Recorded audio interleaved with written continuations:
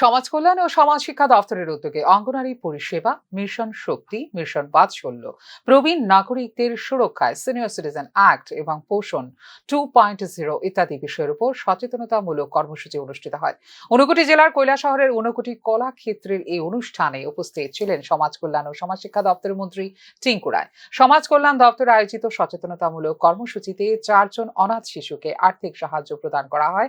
850 কোটি টাকা বছরে সামাজিক পেনশন প্রদান করা হয় ও বিভিন্ন জনকল্যাণমূলক খরচ সহ প্রায় 1500 কোটি টাকা প্রতি বছর সমাজ কল্যাণ ও সমাজ শিক্ষা দপ্তরের পক্ষ থেকে ব্যয় করা হয় বলে জানিয়েছেন সমাজ কল্যাণ ও সমাজ শিক্ষা দপ্তরের মন্ত্রী। প্রতিটি মানুষকে পরিষেবা দিতে বদ্ধপরিকর সমাজ কল্যাণ ও সমাজ শিক্ষা দপ্তর, আর তাই 50টিরও বেশি বিভাগে দপ্তর কাজ করে। সমাজ শিক্ষা দপ্তরের অধীন অঙ্গনারী কেন্দ্রগুলির মাধ্যমে বিভিন্ন পোষণ সংক্রান্ত স্বাস্থ্য পরীক্ষা, টিকাকরণ, সন্তান সম্ভবা মায়েদের স্বাস্থ্য পরীক্ষা সহ প্রধানমন্ত্রী মাতৃপুষ্টি যোজনা ও মুখ্যমন্ত্রী মাতৃবন্দনা যোজনার মাধ্যমে আর্থিক সাহায্য প্রদান করা হয় বলে জানিয়েছেন মন্ত্রী টিঙ্কু রায়।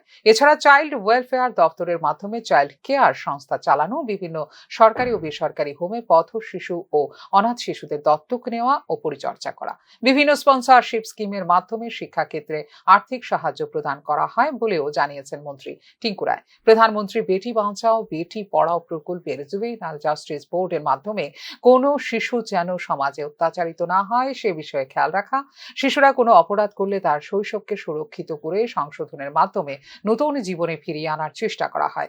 এছাড়াও মহিলা কমিশনের মাধ্যমে সমাজের মায়েদের সুবিচার প্রদানের জন্য দপ্তর সর্বদা কাজ করে যাচ্ছে বলে এদিন জানিয়েছেন সমাজ কল্যাণ ও সমাজ শিক্ষা দপ্তরের মন্ত্রী টিঙ্কু রায়।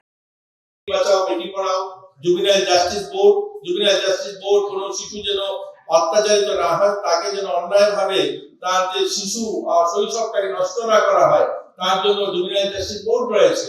বা কোনো শিশু অপরাধী তার বিচার ব্যবস্থা যেন অন্যান্য কয়েদিরা যেভাবে তার বিচার হয় সেটা যেন সেভাবে না হয়, তাকে একটা সুরক্ষিত ভাবে তাকে আবার সংশোধন করে নতুন জীবনে যেন ফিরিয়ে আনা যায়, তার জন্য জুবিনাইল জাস্টিস বোর্ড কাজ করে।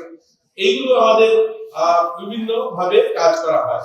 আমাদের ওমেন ওয়েলফেয়ার, মহিলা কল্যাণে যে সমস্ত কাজ করা হয়, ওমেন কমিশন রয়েছে। কোনো মা নির্যাতিত হচ্ছে কোথায়, সেই মাকে ন্যায় দেওয়া, সেই মা যেন বিচার পায় তার জন্য মহিলা কমিশন কাজ করছে।